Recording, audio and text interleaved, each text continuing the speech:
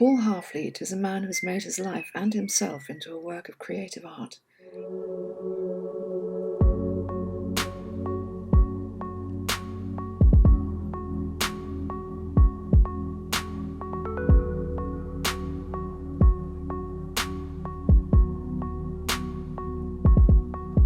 Hello. Hello. Hello, Paul. How How are lovely you? to see you. How are you? I just got to move the ironing board. I didn't know you could see it. That's all right, don't worry. These things are matter, you know. I know, that's why I use a fake background. Because Don't my like that.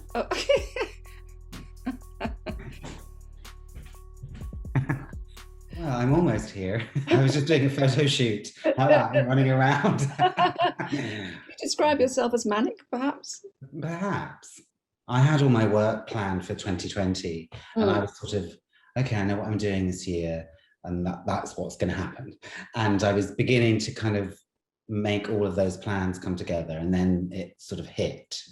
I remember sat here, well, actually walking around the room, looking at the sky, going, I don't know what I'm going to do.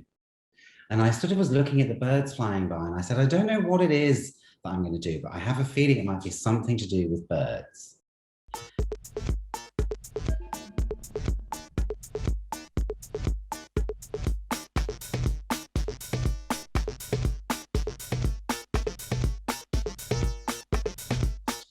So I set up a shop, like a shop of prints, and then started sort of doing that and directing people to that. And one of my friends said, oh, you should join the SIBC because that's all about birds. So I joined and posted pictures and everything. When I started the shop, I was thinking, well, if I'm going to take this seriously, then I probably need to advertise it in a kind of engaging way. Because I could see that people liked the birds, but weren't really going crazy for it.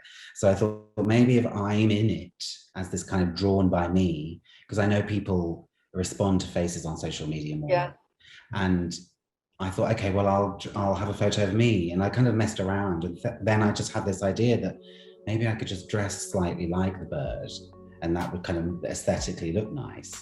And it was that much of an idea. And the first one I did, I just wore a pink jacket and I had it next to my drawing of a flamingo, and that was it. And people, and it was kind of, I did a thing with my hand like that to sort of just echo the flamingo. So, and I referred to it then as gently referencing, because I didn't want to kind of go down the road of wearing a beak and feathers. I wanted it to be slightly cooler. So yeah.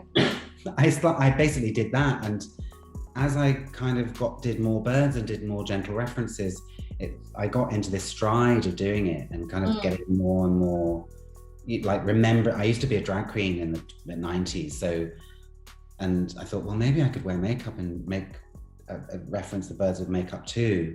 And it was then that the SIBC kind of went a bit bonkers. My work's always been about LGBTQ plus issues. So this is a kind of a new, even though Pansy Boy spoke about nature, I use that as a sort of, almost like a Trojan's horse to talk about nature and being queer in nature and pansies and everything.